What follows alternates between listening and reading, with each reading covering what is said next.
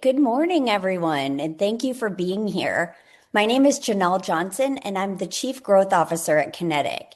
It's a privilege to be with you today and to moderate this panel, along with my colleague, Kinetic's Chief Consulting Officer, Ross Fannin-Steele.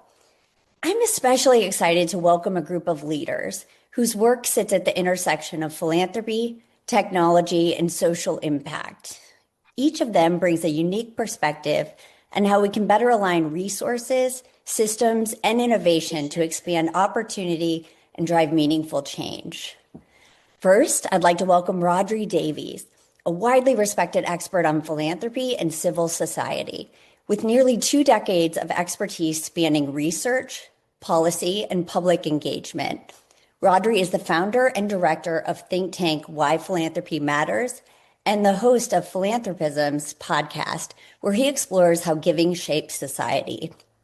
He also, as a Pears Research Fellow at the University of Kent and a philanthropy expert in residence at Pears Foundation. Rhodri is a prolific author with several influential publications, including What is Philanthropy For?, Public Good by Private Means and Rich Expectations, Why Rich People Give. His work also explores emerging topics like artificial intelligence and philanthropy. With a background from Oxford in mathematics and philosophy and years of leadership at the Charities Aid Foundation, Rhodri brings both deep expertise and thoughtful, accessible approach to understanding philanthropy's evolving role. We are also joined and want to welcome Donell Hammond, a forward-thinking technology executive with more than a decade of experience leading digital transformation across nonprofit and corporate sectors. As Chief Information Technology Officer at Kauffman Foundation, Donell plays a critical role in aligning technology with efforts to expand to education, workforce development, and entrepreneurship.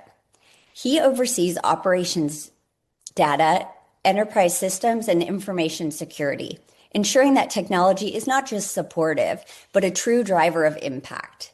Prior to this role, Donell led global system integration efforts at Cerner. He is known for combining strategic vision with a hands-on, results-driven approach and for building strong teams and partnerships that advance innovation and access. And I have the pleasure to introduce Carla Meyer, a dedicated social impact leader with more than a decade of experience serving vulnerable communities. Born in El Salvador, Carla's commitment to service began early and has shaped her career ever since. She holds a degree in industrial and systems engineering from Georgia Tech, has applied her expertise globally, including developing a model to improve humanitarian aid delivery for UNHCR, the United Nations High Commissioner for Refugees in Geneva. And since 2014, she has served as executive director of the Rafael Meza Ayau Foundation, where she has led efforts to strengthen collaboration across sectors and expand the foundation's impact through El Salvador. Carla has also completed executive education at Harvard, Columbia, and Wharton, and is known for her values-driven leadership, her commitment to mentorship, and her ability to bring people together to drive meaningful change. Together, this panel brings a powerful blend of thought leadership, technical expertise, and on-the-ground experience, and I'm looking forward to the conversation ahead and the insights they will share on how philanthropy, technology, and collaboration can help shape more equitable and effective solutions. With that, let's get started with our panel discussion. So Janelle and I will ask a question and then call on each of the panelists to share your response. So participants, if you have a question for the panelists, please add it to the chat and we will ask those questions at the end of our time together. So to start off, Donell, I'd like to start with you. From a systems and leadership perspective, how is AI reshaping decision-making and operational infrastructure in philanthropy?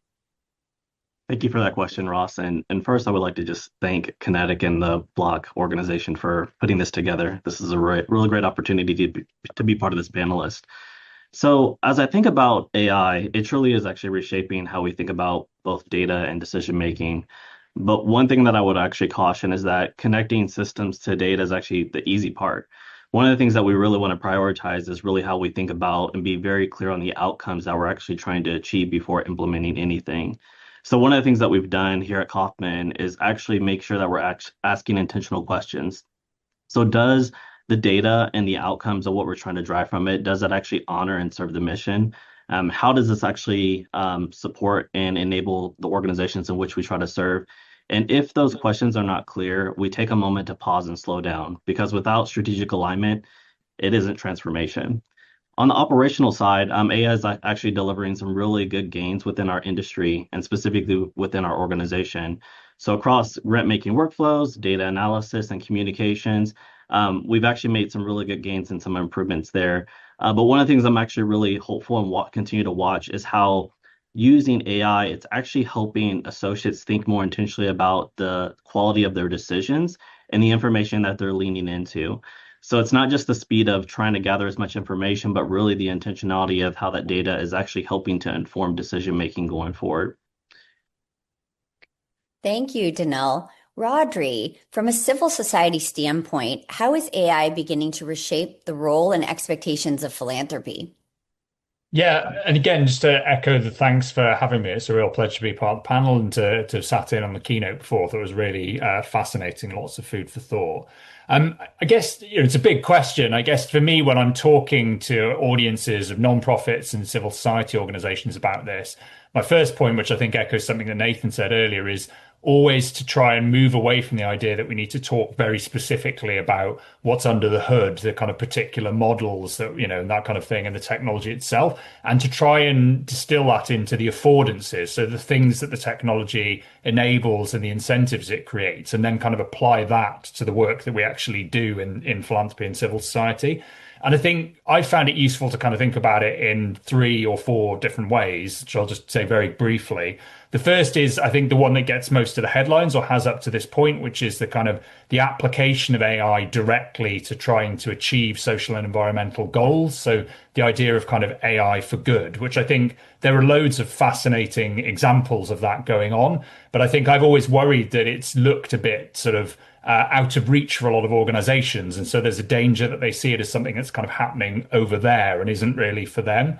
I think what we've seen more recently in the last few years is the much more immediate impact of AI on organizations themselves, nonprofits and others, because now these tools are kind of freely or cheaply available, are impacting all over the place. And it's having an impact on efficiency and on effectiveness, but also, I think, interestingly, increasingly on creativity as some of these new tools have come in, and also on things like accessibility. So who is actually able to access information and services, and is having, I think, in there a kind of democratizing effect that's very positive. I think what we're kind of maybe not talking about so much, and I'm really interested in, is the impact that AI is having on the wider operating environment for nonprofits. What's it doing to the systems that they work within, even if they themselves aren't kind of choosing to engage with the technology? And I would include in that the impact that it's having on how people access information and make decisions about giving to nonprofits, which I think is an area that we're going to see some really transformative changes in over the next few years. And then I guess the final bit is that much bigger, wider societal impact of AI, those kind of big picture questions that we're all aware of about, is it going to fundamentally change human experience? Is it going to change the nature of work? And what then is the role of nonprofits in addressing some of the negative unintended consequences and kind of speaking up on behalf of some of the people and communities that are currently not necessarily having their voices heard, which has always been obviously one of the most crucial roles for lots of nonprofit organizations. And so I think they're kind of across all of that spectrum of different potential impacts of AI, there are crucial roles for nonprofits and a lot to think through. So I think it is a moment in which there's no choice really about whether to engage on these issues. Yeah, thank you. That's a great segue to our next question for Carla as we talk about the impact on the ground. Carla, from your experience working with communities, how's this conversation about AI showing up on the ground in work? Oh, hi. Hi, everyone. I'm from El Salvador. It's so great to be here. Thank you for the invitation. This is a topic that really is a passion for me. And to address the question directly, I think it's not showing up as much as it should be. We are at an inflection point in history for nonprofits, and AI is an opportunity to uplift humanity and increase social impact. And as a nonprofit and social sector, we have a choice, and the choice is to lead or to lag. And I think on the ground, AI is not showing up as a technical conversation per se in communities. It's showing up as a practical need. People want to know how they can use AI to improve their lives, to have better opportunities, to generate more income, and to make decisions in increasingly complex environments. In community settings, AI conversations vary greatly and depends a lot on access and exposure to it. In some rural areas, AI might still feel abstract. There might still be a fear about it, and often seen as something that affects urban or tech-centric spaces. However, in urban communities, we've seen that, especially among youth or entrepreneurs, AI is increasingly seen as a potential tool for economic empowerment, even though the education is not there yet. And whether in digital skills training or micro-entrepreneurship, it's really come up as a topic, but it still needs a lot of education for this. But there is still a huge gap in communities, especially in a country that's under development, to apply AI and how communities are really visualizing technology as opportunities. In Fundación Rafael Meza, which I'm going to summarize FRMA, we see this through our strategic work. We work in 8 territories and all of El Salvador in economic growth through our high impact employment initiatives. And we currently operate a face-to-face model through kiosks in shopping centers. And people come in, they receive guidance and are supported through training in soft skills, interview preparation, and connections with partner companies. So building on this model, we're now developing and testing a digital platform where we aim to integrate AI to recommend opportunities based on individual profiles, to support employability pathways, and to train and help the population strengthen their interviewing preparation. This solution is still in testing, but it reflects how we see AI directly, not as a replacement to what we do with communities, but also as an enabler that makes the process more accessible and more personalized and more scalable for communities that really need and don't have these opportunities and can't pay for them. So this confirms for us that AI has not arrived as a solution on its own in communities, but it becomes valuable when it strengthens what processes already exist in communities that can help optimize it. But there is still a huge gap in AI showing up in communities. Thank you, Carla. Well, this is a question for everyone on the panel. Is AI ultimately more likely to humanize or dehumanize philanthropy, and why? I'll kick us off. So one thing that comes to me as I think about philanthropy, it is truly in support of community, the communities in which we're trying to serve, that we're trying to provide resources to really enable and support our mission. And I think that there's a big opportunity building on what Nathan had mentioned earlier for us to really lean into AI as a mechanism, the enabler that really provides an opportunity for us to reconnect and re-engage with community. But that has to be intentional. And so if it's not intentional, if it's not prioritized, then you run the risk of creating harm, which can easily dehumanize that effort. And so I think it's of us to make sure that we are prioritizing that.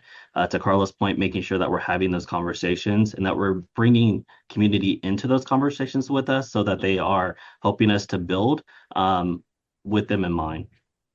I'm happy to go next if that's. I guess I was really interested in what Nathan said earlier and his optimism about the way in which AI can free up human time to focus on things that humans are good at, which I absolutely kind of share the desire to believe in that. I guess my concern about that idea is that the evidence so far is that actually what's happening is that AI is increasing individual kind of workloads, because I think there's a danger that if the technology just develops without us also fundamentally rethinking the economic models that we have and how we think about work, there's a kind of disconnect between the two things. So I think for that sort of flourishing and human flourishing to happen as a result of AI, it requires more fundamental structural changes.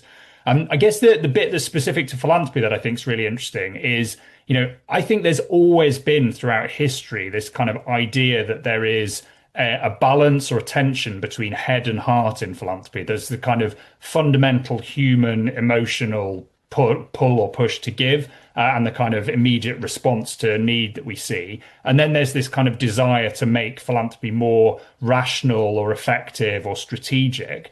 And, that balance has always kind of shifted backwards and forwards over time, but probably sat somewhere in the middle. I guess the difference now is there's potentially the opportunity to fundamentally shift philanthropy towards the rational end of the spectrum and make it kind of as efficient as possible. I think the question then becomes, should we do that even if we can, in a kind of Jeff Goldblum in Jurassic Park, just because you can doesn't mean that you should way.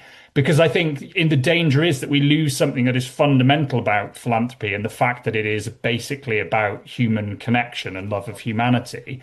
And I think there's a really interesting question about actually, should we at some point decide that even if we could potentially maximize effectiveness or efficiency in some sense through the use of artificial intelligence, we should actually stop short of that and do things that are quote unquote less effective precisely because they keep human beings in the loop. So I think there is a real question that we're going to have to grapple with there. Yeah, I understand that completely. And I think that AI can do both. It can humanize and it can dehumanize. It just depends on how we use it and what choices we make and what the policies that we place in our organizations are to use it. AI should humanize philanthropy. And I think one of the biggest things that resonate with me is that how do we choose to use it? The high risk isn't that AI replaces me, because obviously that's a question we're always like wondering. That's not the risk. The risk is that I stop being fully human in my work because I gave too much of my work for AI, right? So that's the risk. The risk is that we dehumanize and we stop doing our human work and fully being human to give that to AI. So it humanizes when it frees organizations from operational burdens and allows them to focus on what matters most, the understanding of people, supporting processes, being there in the communities. And it can dehumanize when you just see a beneficiary as a data point, right? Reducing a person to automated decisions. And that's really, what is the risk when you have to decide that on an organizational basis, like what are going to be the limits of in what ways you're going to use philanthropy. In our particular case, it has strengthened our ability to work directly with communities and respond more precisely to the realities. And the difference is not the technology, it's how we choose to use it. Mhm. Yeah. Donell, where are you seeing AI deliver measurable impact today, particularly when you think about grant making, operations, or strategic decision making? Yeah, so we're actually seeing some real impact in our operational area specifically. So summarizing large volumes of data, improving how we surface ideas and insights, and then reducing some of the administrative burden that previously consumed a large amount of people's time. This was made possible because we actually began first with the pre-work. So actually defining what outcomes that we're actually trying to solve for, ensuring that we had strong data governance in place, and having honest conversations as a leadership team about who actually is going to be benefit, and then also asking the hard questions around who potentially could be harmed. Early wins are largely about time and focus, getting our teams to the right information faster.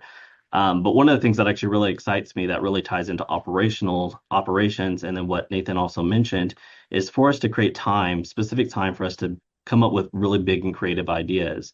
So one example of that is within our grant making processes. So there are organizations doing incredible work that may find the standard grant application process itself to be a barrier, not because they don't have the merit or the ability to complete it, but because at times it can be very time consuming, have many points of friction.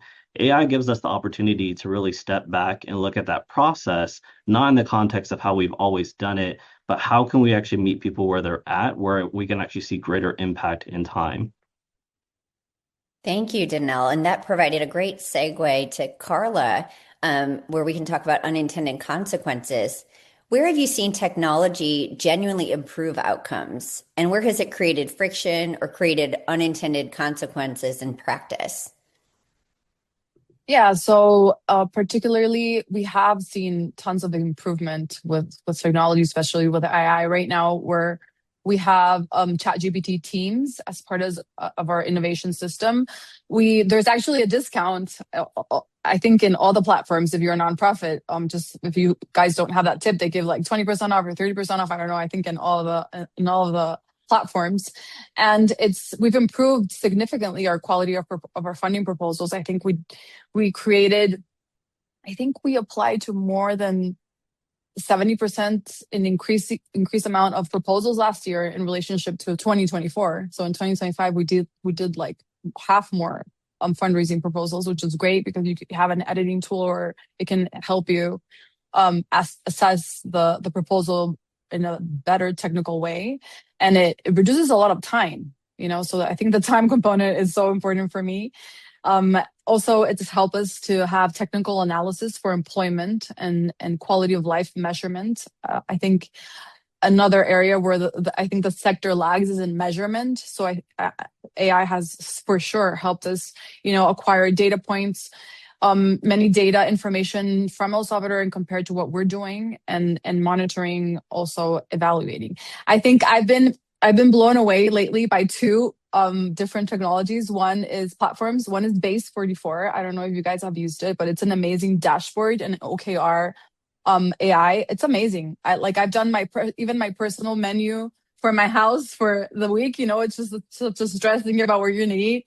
And you just do like a dashboard like in 15 minutes, like my board dashboard for my OKRs and my teams. It's just, it's wonderful. I don't need to spend all those hours in Excel or in PowerPoint doing that, and just putting my head into more strategic things.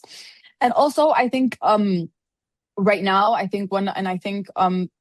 keynote speaker spoke to it, Claude is a co-work is just like amazing. Like you can integrate so many other, apps to it and make, I think right now the technology that we have to push for in the social sector is having agents, agentic AI.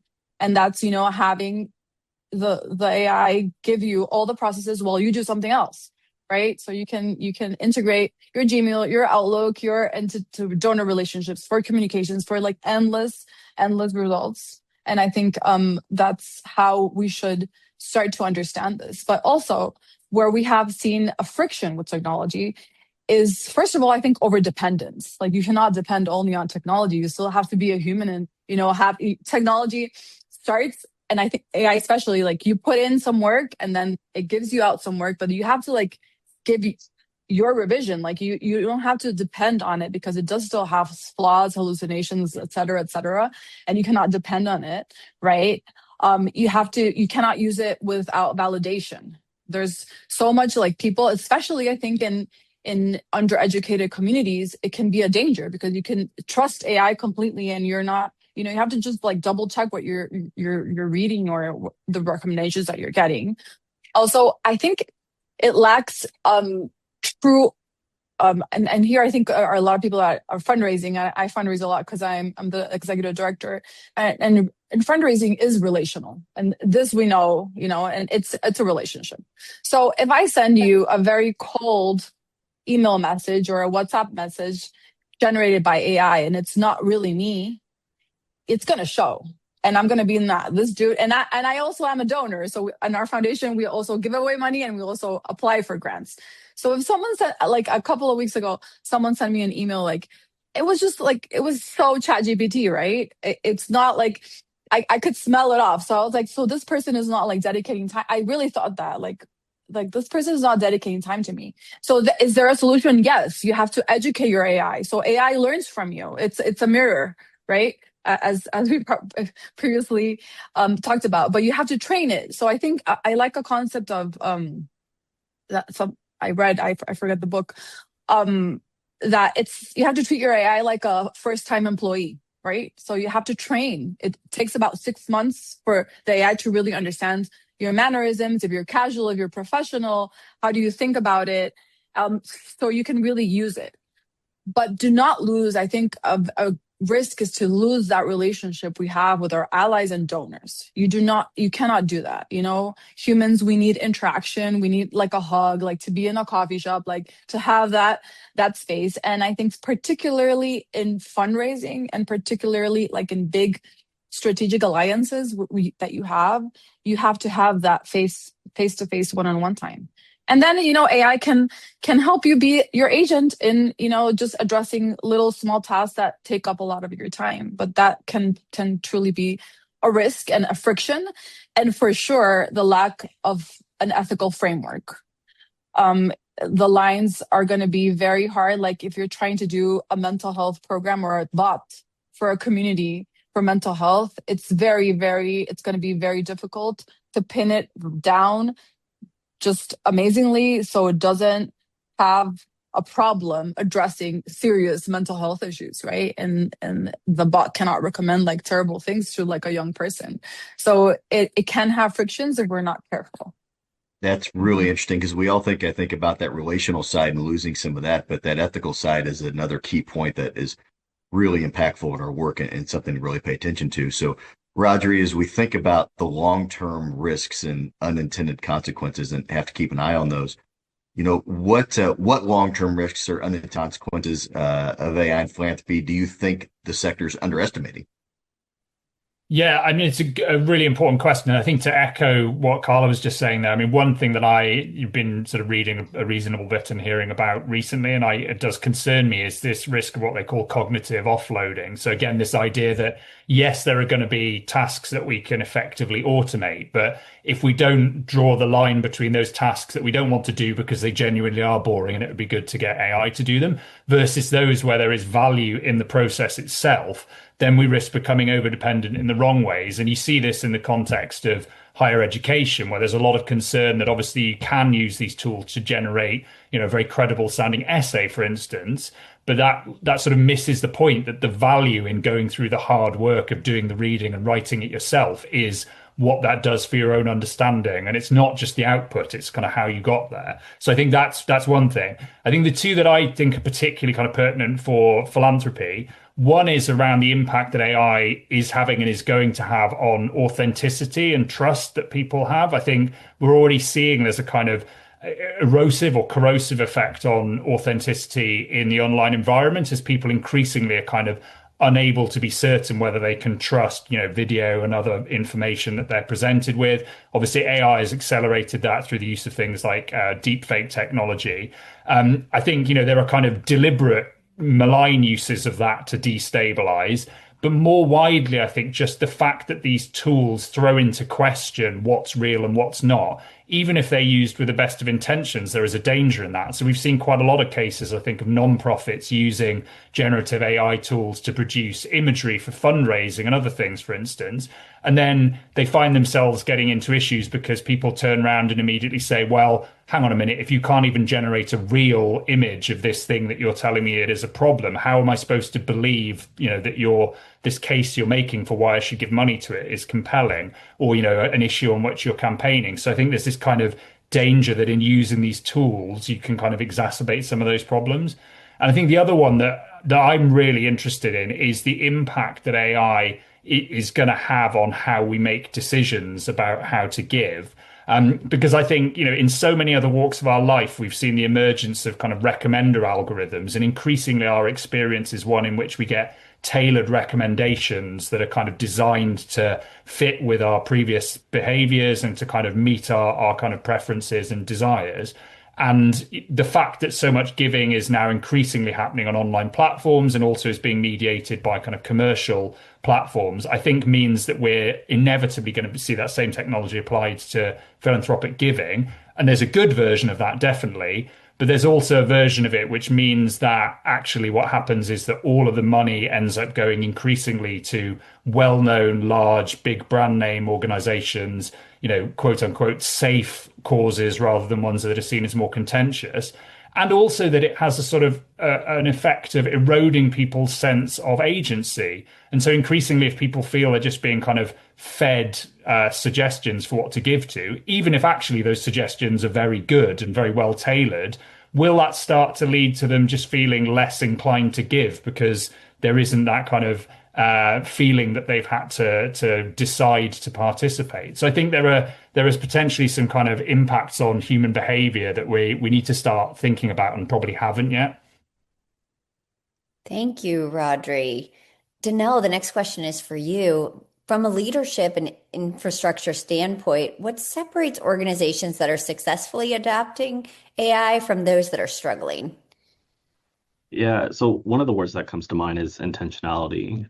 So the organizations that I've seen, including us, that have started down this path is starting first with the outcomes. So it's not quick to jump on implementing a bunch of systems and tools, but starting first with what are we trying to solve? who's going to benefit from that, and then how do we know that's working? So building in some type of metric or model in which we can really engage the output from what we put in place. And then that allows us to be able to then begin to start implementing systems and tools that complement that. One of the ways in which I see some organizations struggling is when you then make large investments in implementing all of the systems and tools, not having outcomes defined, and not necessarily understanding how people would benefit from it. You then have this large investment in systems and tools, but really out with not clear definitions of how they're going to be used. In addition to that, some of the organizations that I've seen that have gotten it right, they actually have to make sure that they have leadership alignment. So it's not just driven by IT, but you start first with those conversations about how technology is can be used or enabled within the organization, but it starts first with, again, those conversations around what's the mission, what's the strategy amongst your leadership team. This means that both the board, the project staff, community partners all need to have a voice and understanding of how and what is being deployed, and again, what's going to be that impact. And that also allows you to have, again, those tough conversations and be honest with yourself of when do you say yes versus also when you can actually say not yet or not this way. That ability to pause is just as important as the ability to move fast. We're going to circle back just a second to something that Carla brought up, talking about the ethical side of this work. And this is for all of the panelists. So if you all want to take a chance or take a moment to respond, who should be responsible for ensuring ethical and responsible AI use in the nonprofit sector? I can answer this if you want. I think we all are responsible for it. But I think as I think Donald was just mentioning, I think we have to have in place a clear policy and clear rules in our workplace of where is that line going to lie? Like, am I going to use AI to implement this project? And if so, in what process? And is it going to interact with my human side? That should be a no, right? Like, you have to have limits. As everything in life, it cannot be extreme. You have to place limits, and very clear guidance of where this can lie. Like, having like a policy, it doesn't have to be like multiple pages. It could just be like a one pager bullets of what we're going to do and what we're not. Like, if I have to call or send a message, or in my CRM with my donors, if I have to like approach them 3 or 4 times a year, is that going to be always with like a message generated by ChatGPT or not, right? Like, very clear guidance, rules. And I think that really can help to decide from a leadership standpoint. I think all of the executive directors that are in this call, they should have a meeting, and it should be like a consensus with the team, and it should be aligned with your mission and your passion and your ethics and your values of your organization. And it's something that I think someone commented in the chat, about talking more if you don't know nothing about it. I think this in particular, this topic in AI, as I mentioned before, we are at an inflection point. So we have to understand it. We have to start using it, even though it's like a simple way, and we have to understand the implications, because it is going to be a great change that's going to be here forever. So we have to embrace it. I'm happy to just build on that and say, I think exactly as Carla said, I think all of us have a responsibility, everyone working to some extent. I think it's worth saying that I think there is a question, I guess, around the framing of how do we use AI ethically and responsibly, as there is with any other technology, about whether there's a danger that takes the focus off the responsibilities of the companies that are developing this, and whether there are some things that it's impossible for those of us as individual users to kind of challenge or to deal with, because it's inherently a problem with the technology. So I think that at that level, if there are issues that are more systemic, we need to kind of keep focus on how do we make sure that the technology is developed and deployed in ways that kind of align with our values as a society. That being said, assume that we do that effectively and that the technology is there and it obviously can bring enormous benefits. There will still be a question about how we use that technology in ways that align with our values and are ethical. And I think also, it's important to say it isn't really a choice for nonprofits at this point about whether they do or don't engage, or whether they do or don't have policies and procedures around AI, because the reality is, even if at a board level or a senior management level they haven't got round to it yet, the reality is people working in that organization definitely are using AI in their work. So the danger is that it's happening in an entirely kind of unregulated way where it's not underpinned by any clear policies. So I think it's really important to engage with it. I think the final thing I'd say is there's a crucial role here for funders as well. I think for donors and for foundations, because one of the real challenges that I keep hearing when talking to smaller organizations about this is they would love to think this stuff through and to kind of step back and to think about the bigger picture and how it kind of applies to their work and what they should be doing. But they're so focused on the day to day of bringing money in and kind of making sure that the lights are able to stay on, that they just can't, find the time and space to do that thinking. And so I think creating those spaces and that infrastructure to allow organizations to do that necessary work of thinking about what AI means for them, I think funders have an absolutely critical role to play in that. Yeah, and I'll just quickly add, I 100% agree with everything that was said. It really does include everyone. And just further building on that, organizations have to make sure that they have built in the structures to make sure that responsibility is possible. So that means that, again, documented policies, clear decision rights, and an ongoing review. As we know, and as we've been paying attention to the news, the technology continues to shift, it continues to change, it continues to evolve. So we have to make sure that we're not approaching it as a one-time decision. It is something that needs to be continuously checked, monitored, and updated to make sure it does align to your mission. Thank you. This next question is for Rhodri. Do you believe AI will democratize philanthropy or reinforce existing power structures? And what leads you to that conclusion? I guess like a lot of these things, it's potentially both of those things, and it will be down to us being kind of intentional about how we apply and kind of develop the technology. I'll start with the more optimistic version because I feel like I've been a bit pessimistic so far. I definitely think there's ways in which AI can democratize philanthropy quite radically. I think, for instance, around the role of grant makers or foundations, if you're able to use the technology, for instance, kind of natural language processing to range over much larger unstructured data sets, there's the possibility of kind of flipping the role of the grant maker so that instead of having to sit there and kind of invite people to come to you, you're able to go out there and sort of search over the information to find organizations that might be operating entirely under the radar and kind of go out and support their work or make that first contact. Or even if you're following a more traditional route, I think as already been mentioned, you can also find ways of allowing people, for instance, to apply that aren't based on the written word or the English language. And that kind of democratizes as well in an important way. Also, I think just smaller organizations being able to use some of these AI tools, it allows them potentially to kind of amplify their work in ways that they might have found, historically extremely difficult. So I think it could have a really democratizing effect. I guess the flip side of that is obviously with technologies, with AI in particular as technology, currently a lot of the power around how that technology is developed and who it's owned by is concentrated in the hands of a very small number of companies and platforms. So there is definitely a danger there of a kind of anti-democratic effect because we are allowing those few companies and platforms a potentially enormous amount of power, particularly if we become reliant on their tools. And then I guess the other thing is within philanthropy itself, the idea that power structures are unequal or there are kind of asymmetries is obviously not new. To some extent, it's sort of baked into the very idea of philanthropy from the outset. There's a kind of somebody who has resources and somebody who doesn't and needs them, and this kind of transfer of one to the other.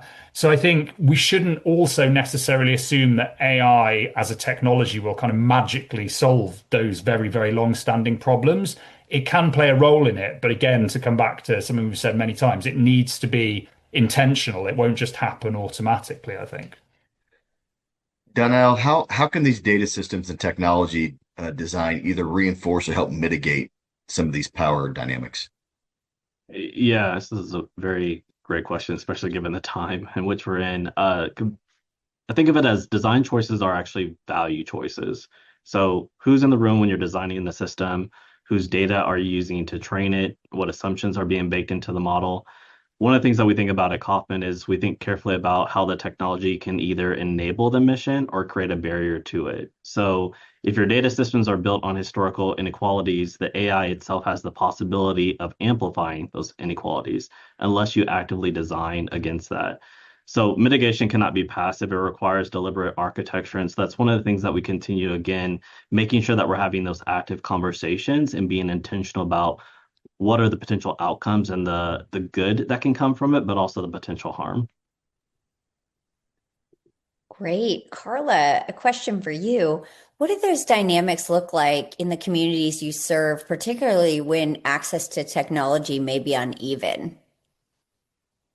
Yeah, that's a wonderful question. I work still in El Salvador. We have communities that are in the coasts and they don't have access to internet yet.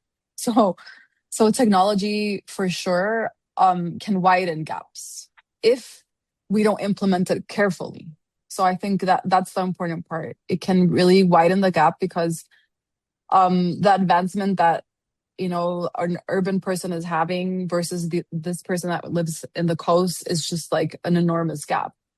Our approach is clear in the foundation. Technology must be accompanied by training, mediation, and human-centered design. So for us, technology and the implementation of technology is not only the digital side, it's fundamentally social. It's about reducing the gaps before, so that limit the people's quality of life. And I think before, for example, if you're in this community and they have a gap for education, we have to address that gap first, right? Because, how are you going to introduce technology like AI if someone can read or write, And I think it can also be very overwhelming. And, there's a very a factor that people are scared and they have no idea. And I see this all the time with people all around us.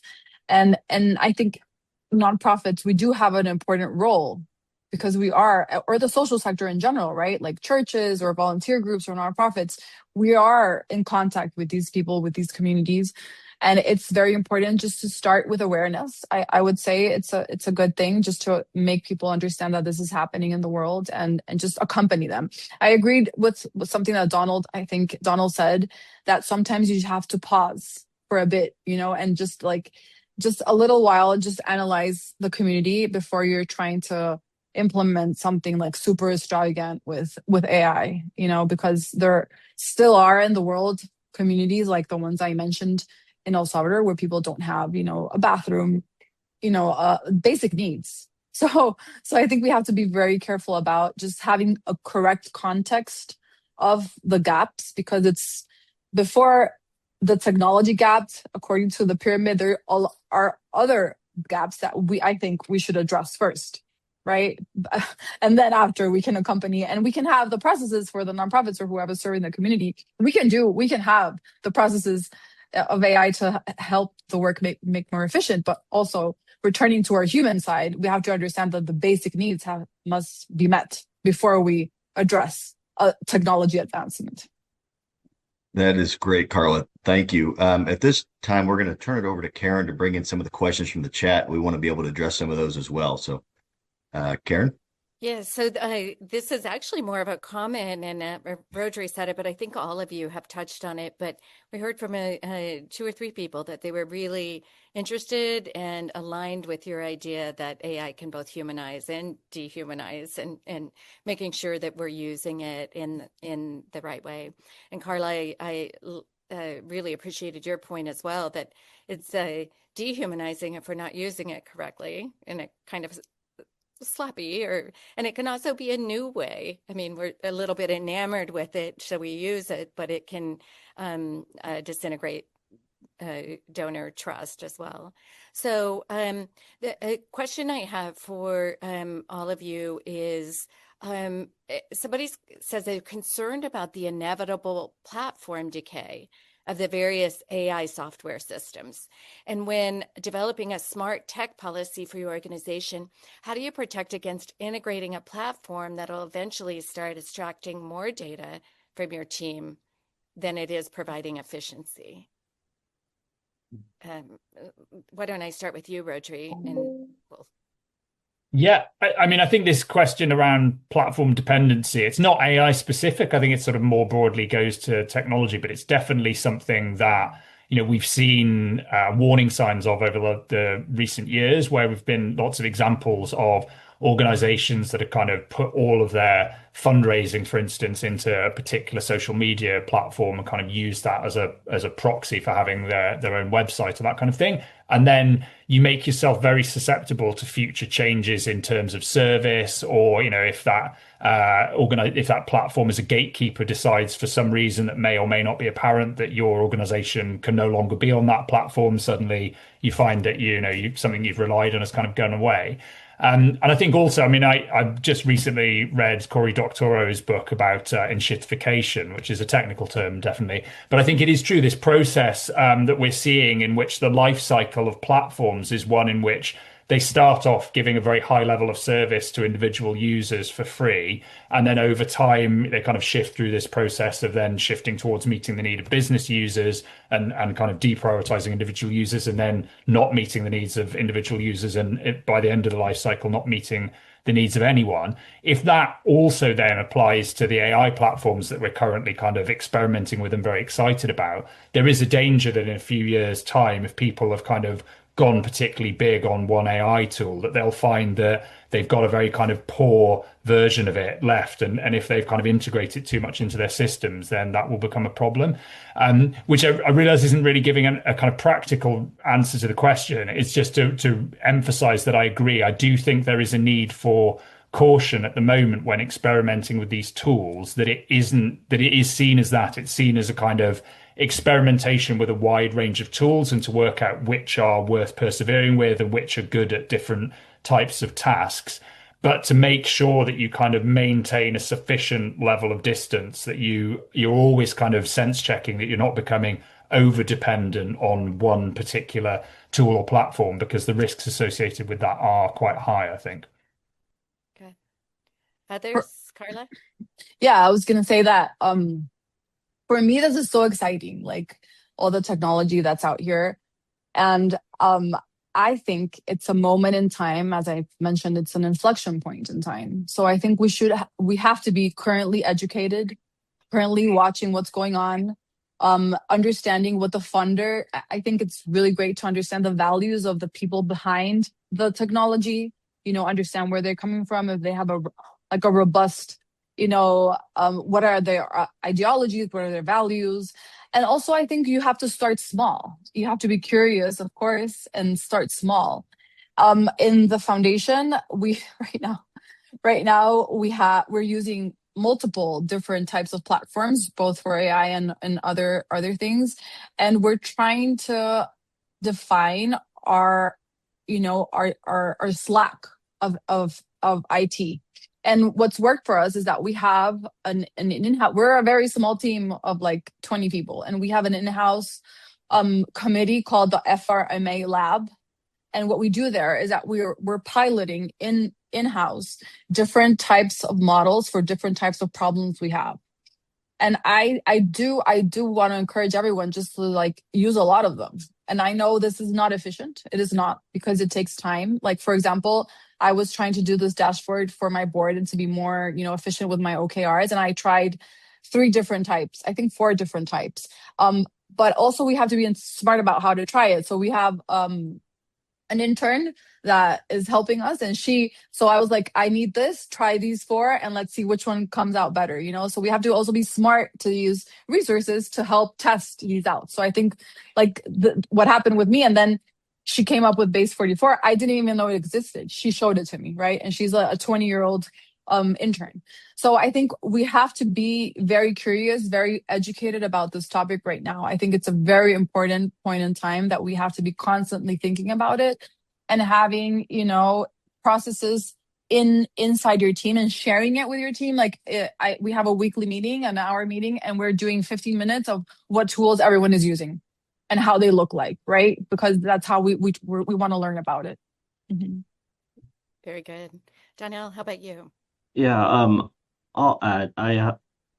So one thing I would just think about or consider is the responsibility that you have to those that you serve, or also those that, if you're in the fundraising area, your donors. You are collecting their information, that data. You are a steward of that. So you have to be very intentional about the systems that you're working with, and making sure, going back to governance and policies, that you understand how that data is going to be used as you're stewarding that data. We want to make sure that you're not just connecting a technology system or tool and providing that system and tool access to all of your data, without knowing how that data can be used to build models that live outside of your environment, because again, that can lead to harm. So making sure that you're prioritizing and having conversations around how you're going to be using those systems and tools, how they're governed, what policies you have in place. And then again, starting back with outcomes. There is a race right now across all the different models, all the different systems and tools. If you would have asked me a year ago, there was a hyper focus on ChatGPT, OpenAI. Now everyone's really leaning into Claude. And so to be able to stay nimble and adaptive, I very much love what Carla mentioned, is to develop some type of pilot, a small body of individuals or people that are helping you to test, to model, to think through how you can use this system or tool, but making sure that it's grounded on the framework of your governance and your policies to make sure you're protecting your data. Really excellent point. So this question is for you. So I'm glad you're still talking. And it is from one of our participants. As many nonprofits are increasingly using AI tools in drafting grant proposals, how does the foundation view that trend? And are there any recommendations to ensure that it doesn't detract from an application? And Carla, you can speak to this as well. Yeah, this is a great question. We have seen a significant amount of grant applications that it is very apparent that it's been written and produced by AI. And so we're actually actively having this conversation right now as a leadership team, as I referred to earlier around the grant process, is that we want to be able to meet people where they're at. And we want to encourage the use of AI, but we need to do it in a manner that is equitable. And that doesn't deter or actually detract from the application and actually the value of a good written application that can lead towards funding and really enabling that organization to do their best work. And so part of that, as we're kind of building into these conversations as a leadership team, is again, making sure that we're equipping and providing knowledge and understanding of how AI can be used and and the ways in which we actually support that, versus the ways in which we want to provide caution and awareness as to how we do not encourage it to be used in regards to the grant application. So being very transparent, and again, that's grounded on your policies and your governance, while also providing education and mechanisms in which we have that shared responsibility with the community. That's good. I've noticed, and I know our team has noticed a couple of times where they've actually asked, have you used AI to prepare the application? So Carla, your thoughts about that one? Yeah, so I think, you know what? I think AI is great to give you like a first draft. Like you could say, like, here's the proposal. Look, let me rewind. So first you have to have like a trained bot that knows about your foundation, right? So it's something that all of the platforms have, and you can go on YouTube and just learn about it. But you have to train a bot that understands your foundation or your nonprofit. And specifically, it would be great if you would have a grant making bot, which makes that easier. So what you do is you just feed up all the information that you have on your past grants, on your, your mission, your statement, your video, like everything, so it understands you. And then you ask it to give you like a first draft, because that saves you so much time. And then what you do is that you read and you edit the whole first draft, and you make it you, right? Because you make it you even more, because I think it's kind of disrespectful for a donor if you just don't do that process and just assume that whatever the AI is spitting out. And AI always tries to make you feel good. So if the AI doesn't know a question that you want to be answered, it's not gonna tell you I don't know. It's gonna make something up. So imagine that you send like some crazy thing and have not edited. So I think it should be very intentional how you use it, and it could be done in a very smart way, but you always have to, do the work of reading it and just, proofreading and just doing like the little things, the mechanical things, just leave it to AI. But yeah, I think I like what Donell said, or you said. I think some people ask, have you used AI or not? I don't know. I think I don't know if I agree with that too much, just because you should always assume that the person that wrote it is saying what they're meaning, right? No I matter think what.